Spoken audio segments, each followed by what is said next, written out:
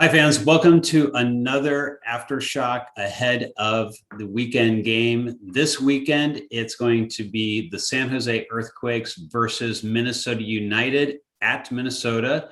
Game time will be 5 p.m. on Saturday. With me today from the Pioneer Press is Andy Greder. Andy, welcome to the show. How are you doing? I'm good. Thanks for having me on. Absolutely. So I spoke with Matias Almeida this week, and he certainly almost takes it personally. His record against Adrian Heath is less than stellar. In fact, never even I believe never even gotten a point against Adrian Heath. What do you think is the magic? Why has Minnesota United been so successful against Matias Almeida's man marking system? Yeah, that's something that Minnesota United is willing to share as well. They just tweeted here Friday morning about that mark against Matias Almeida with 3 wins and a goal differential of 11-3. So Minnesota United is not afraid to share the success that Adrian Heath has had against him. Yeah, I think it's interesting because he really has been the kryptonite to Matias Almeida, and the man marking system is something that Adrian Heath has been able to attack, kind of straight ahead. I remember, a Michael Boxall goal, a center back who had a long dribble at Allianz Field on July 3rd, 2019. And he just found all of this space in front of him. The man marking system broke down, and he kind of dished it off before they got into the 18, and it came back to him, surprisingly so, and he was able to finish it off for a goal. So I think just attacking it directly, and also not being afraid to allow center backs to make runs and kind of be the odd man in an attacking area has been part of the reason that he's been so successful.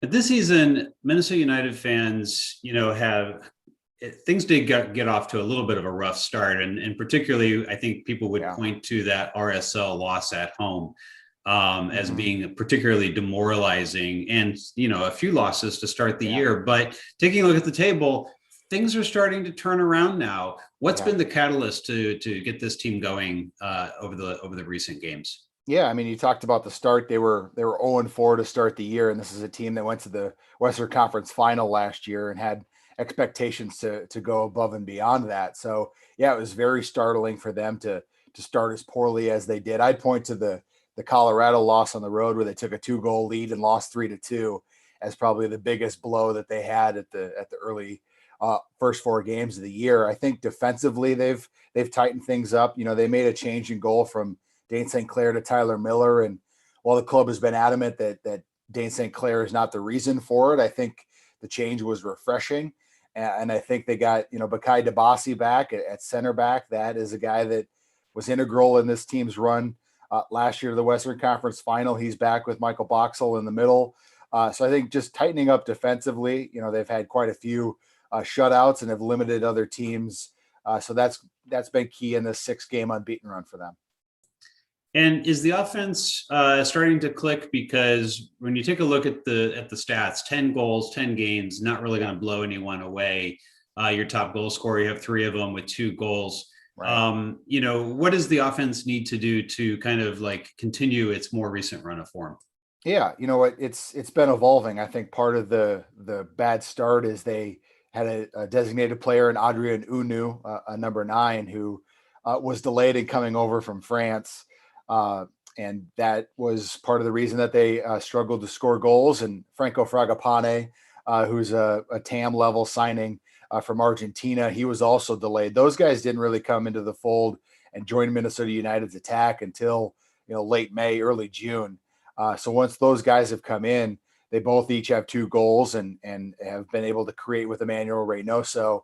So I think it's like I said, it's still evolving. So the pieces weren't in place at the start of the year, and they haven't had a ton of goals. Obviously, they only had the one in the second minute on Saturday at Portland.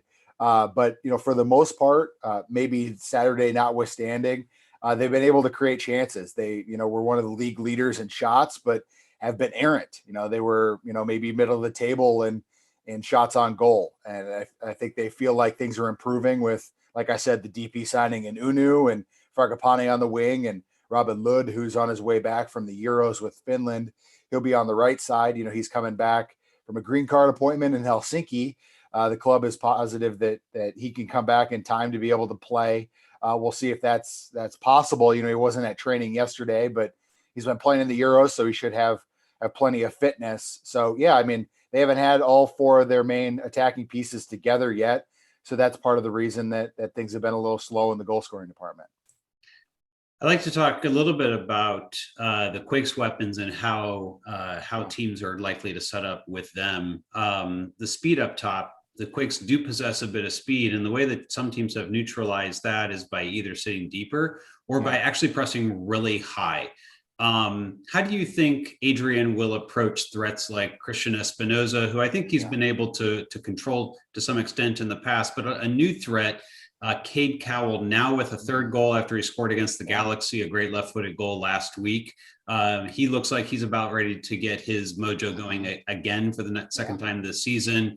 How do you think Adrian handles speed up top and deals with those types of threats typically? Yeah, I would say primarily at home, and given the success that Heath has had against Almeida, I would imagine that Minnesota United will try and be on the front foot and high press early and often. That's been the recipe that they've tried to do, and especially at home, they didn't have a midweek game, so they should be fresh. They're healthy. I think that they'll try to take it to San Jose. Now, as far as the threats on the wings go, I think that's very, very interesting to see how that happens. Chase Gasper is in his third year and has had a taste of the men's national team, but this year has really been off to a slow start. He's kind of bounced back recently in the last couple of games at his left back spot, but he has shown an ability to give up opposing runs and kind of have some bad back passes, and hasn't been as sharp as he was during his rookie year in 2019. And on the right side, Romain Métanire, who's been there, was an all-star level French right back. He is in France currently trying to get his green card, and he's unlikely to play. So there will be a change most likely at right back. And, that could be Jukka Raitala, who has played center back, was with the Montreal Impact for a few years before coming to Minnesota. Experienced guy who played on the right side for Finland at the Euros. He could come in there, or DJ Taylor, a young player that they've yet to give a shot to, who came over from North Carolina FC. So, Romain Métanire is a guy that they like to have as a wing back, but is also very stout defensively, but he's unlikely to play. So there could be opportunities for San Jose coming down their left-hand side. All right, Andy, thank you so much for joining us today. Now, fans, remember, we have the Aftershock post-game show coming at you right at the end of San Jose and Minnesota United. We will carry Matias Almeida and a couple players in the press conference after that game. Andy, once again, thank you for joining me, and we'll look forward to seeing how the games go on Saturday. Thanks for having me on.